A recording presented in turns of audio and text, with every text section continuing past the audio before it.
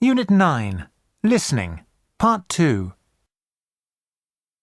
So, Julie, have you ever been on TV? No, but my dad was years ago. Oh.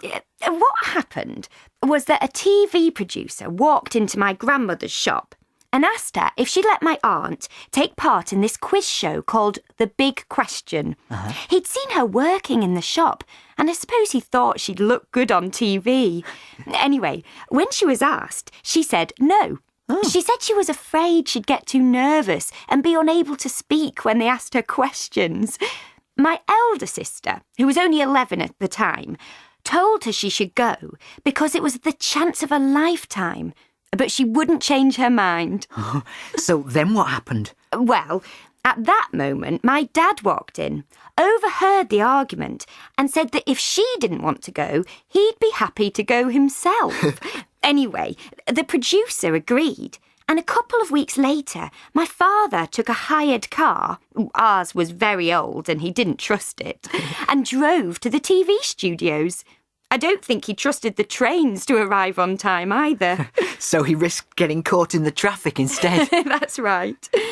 Anyway, when he got there, he'd got his suit, but he realised that he hadn't remembered to bring a tie. So he asked the producer if he could borrow one. And did he study at all for the show? You know, by reading encyclopedias and so on? Not at all. I don't think we even had an encyclopedia in the house. He told me later that the only thing he'd done was spend a few evenings watching quiz shows on TV, so he'd know what to expect. My dad is not one of those people who's in the habit of studying, really. And who were the other competitors? Were they people like him? Well, what he told me was that before the show, he waited with the other participants in a place called the Green Room, where they chatted to each other and were given something to eat and drink. Anyway, he said he was quite impressed because the other two competitors were both quite smartly dressed and looked very academic. In fact, one of them was a university teacher. The other wasn't, though. He turned out to be a bus driver. And what sort of questions did they have to answer? As far as I remember, all the questions they had to answer were on general knowledge. Nothing specialist, if you see what I mean. But I still think my dad felt quite lucky to be able to answer his, because he managed to beat both the other contestants. Fantastic. And what was the presenter like? Was he, aggressive or anything? No, he wasn't. At least during the programme he wasn't.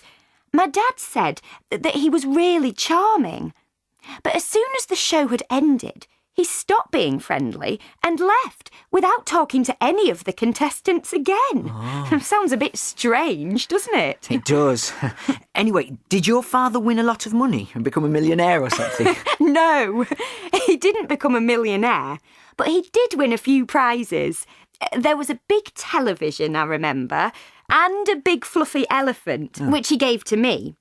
They were pretty impressive prizes for us then, so we were all very happy. I kept the elephant for years, till I was at least 16, but then it went to a jumble sale.